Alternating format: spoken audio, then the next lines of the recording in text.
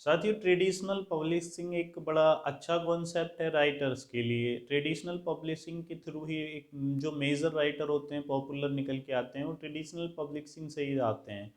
तो आज इस वीडियो में मैं अपना भी एक्सपीरियंस शेयर करूंगा। मैंने भी कुछ एक किताबें ट्रेडिशनल पब्लिशिंग से पब्लिश कराई हैं, तो ट्रेडिशनल पब्लिशिंग का मेरा अपना अनुभव क्या बोलता है, साथ ही इसके एडवांटेज और डिसएडवांटेज क्या हैं उसको इन डिटेल में डिस्कस कर लेता हूँ। मैंने एक बुक जो मेरी सबसे पहली थी, ये novella why Modi became saint, जो 2019 में मैंने लिखा था। तो इसको मैंने ट्रेडिशनल पब्लिशर से पब्लिश कराया था। काफ़ी एक अच्छा पब्लिकेशन था उससे। तो सबसे पहले तो आपसे गुजारिश करूंगा कि आप जाइए और इस नोवेला को पढ़िए और अपना फिक्सन दीजिए। वीडियो के डिस्क्रिप्शन में मैं इसका लिंक डाल दूंगा। तो इसकी बात करते हैं कि ट्रेडिशनल पब्लिशिंग में मेरा इस किताब को पब्लिश कराने में, बाकी किताब को, एक और मेरी किताब ट्रेडिशनल पब्लिशिंग से ऑलमोस्ट फाइनल प्रोसेस में है, अभी फाइनल स्टेज में है पब्लिशिंग के, तो 1-2 महीने में वो आ जाएगी।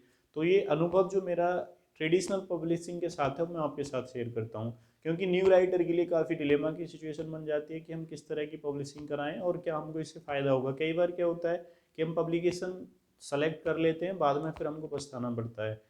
तो सबसे पहले बात करते हैं कुछ एडवांटेज की। ट्रेडिशनल पब्लिशिंग में क्या एडवांटेज होता है? नंबर वन, आपको पैसे नहीं देने पड़ते हैं।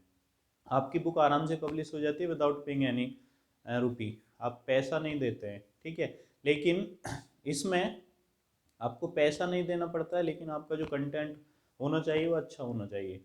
तो पहला पॉइंट होता है कि ट्रेडिशनल पब्लिशिंग में आपको पैसा नहीं देना होता है। इसमें जो पब्लिशर होता है वो आपके कंटेंट को देखता है, वो अपने हिसाब से कंटेंट में चेंजिंग कराता है। जैसे मेरा एक एग्जांपल है, मेरा एक दूसरा बुक आ रहा है इंग्लिश लिटरेचर का, वो एमसीक्यूज क्वेश्चन होगा, तो उसमें पब्लिकेशन वाले ने बहुत सारे चेंजिंग कराए अपनी ज़रूरत के अकॉर्डिंग। और उसकी ज़रूरत क्या होती है कि उनको अनुभव होता है, बोलते हैं मार्केट में इस चीज़ की डिमांड है अभी, और उसके अकॉर्डिंग ये चीज़ करो।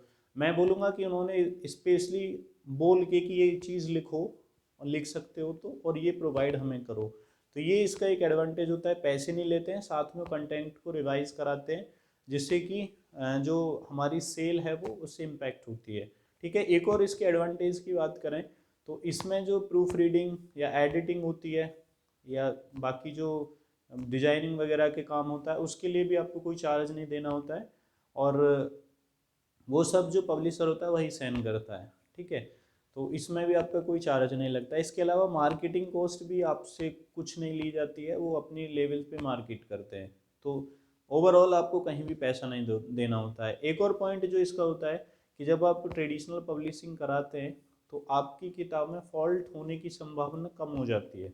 फॉल्ट मतलब एरर जो होते हैं, टाइपिंग एरर, कई बार स्पेलिंग एरर, वो बिल्कुल ख़त्म हो जाते हैं, ऑलमोस्ट ख़त्म हो जाते हैं, क्योंकि जो ट्रेडिशनल पब्लिशर होता है वो उनको बार बार रीचेक कराता है, खुद से भी कराता है, आपसे भी कराता है। ठीक है। इसके अलावा जो कवर डिज़ाइनिंग वगैरह होते हैं वहाँ भी कोई एरर होने की जो पॉसिबिलिटी होती है वो ख़त्म हो जाती है। अब इसके बाद नेक्स्ट एडवांटेज जो होता है ये होता है कि जो भी ट्रेडिशनल पब्लिशर होता है वो आपकी बुक को मार्केट करता है फिजिकल फॉर्म में।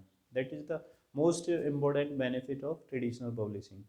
वहाँ आपकी किताब मार्केट में जाएगी ही जाएगी। फॉर एग्जांपल जैसे मैं अपना अनुभव शेयर कर रहा हूँ, तो मेरी जो दूसरी किताब है जो इंग्लिश लिटरेचर के एमसीक्यूज, वो कोलकाता के पब्लिशर से पब्लिश हो रही है। वो कोलकाता यानी वेस्ट बंगाल झारखंड के जो एरिया हैं जहाँ उस पब्लिशर का स्कोप है वहाँ तक पहुँचाएगा। और उससे पहले मैंने जैसे बताया ये वाली बुक ये नोएडा से एक पब्लिशर से पब्लिश कराई थी, तो उसने एनसीआर में, उसका स्कोप एनसीआर तक था, उसने एनसीआर में और पश्चिमी यूपी में इसको मार्केट किया। ठीक है। तो ये एक और जो ट्रेडिशनल पब्लिशिंग होती है उसका एडवांटेज हो जाता है कि बुक को मार्केट करते हैं। ठीक है। एक और जो मोस्ट इम्पोर्टेंट हो सकता है न्यू राइटर के लिए कि रॉयल्टी, क्या इनमें रॉयल्टी हमको मिलती है?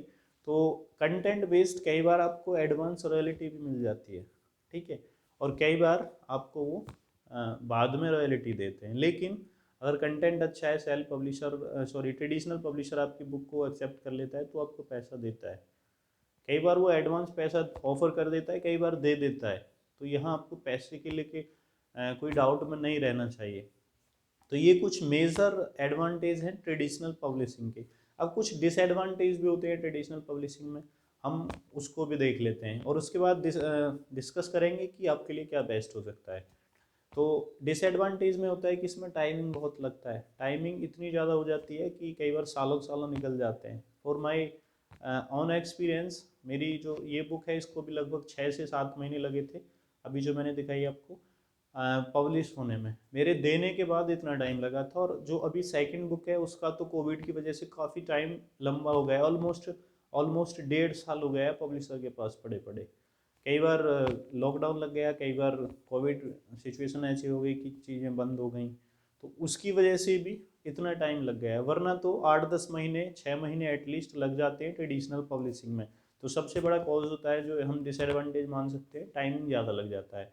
और कई बार जब हम नए राइटर होते हैं तो हमको लगता है जल्दी से बुक पब्लिश हो जाए, वही काफ़ी, हम बहुत जल्दी करते हैं। लेकिन इसमें ट्रेडिशनल पब्लिशिंग में टाइमिंग ज़्यादा लगता है। दूसरा ये होता है कि इसमें जब आप हम बोल सकते हैं कि और डिसएडवांटेज बहुत ज़्यादा नहीं है इसमें, टाइमिंग ज़्यादा लगता है।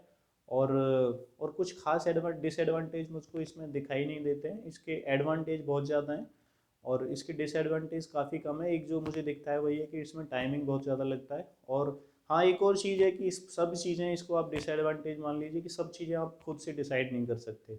मतलब बुक का प्राइस, ठीक है, बुक का कवर डिज़ाइन कैसा होगा, बुक किस फॉर्म में होगी, वो आप डिसाइड नहीं कर पाते, क्योंकि वो अपनी सहूलियत के अकॉर्डिंग पब्लिशर डिसाइड करते हैं।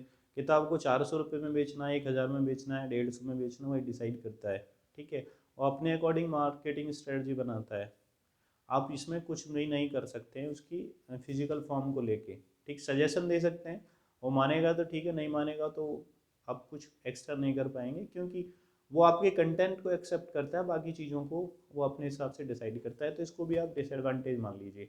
अब ये इसके कुछ डिसएडवांटेज हैं, बहुत ज़्यादा डिसएडवांटेज होते नहीं है। मैं हमेशा से बोलता हूँ कि traditional publishing is the best way of publishing, तो आप उसको उसके लिए जाना चाहिए। बट ऑल टाइम ऐसा नहीं होता है कि हम ट्रेडिशनल पब्लिशिंग चले जाएं। तो क्या ट्रेडिशनल पब्लिशिंग आपके लिए बेस्ट है?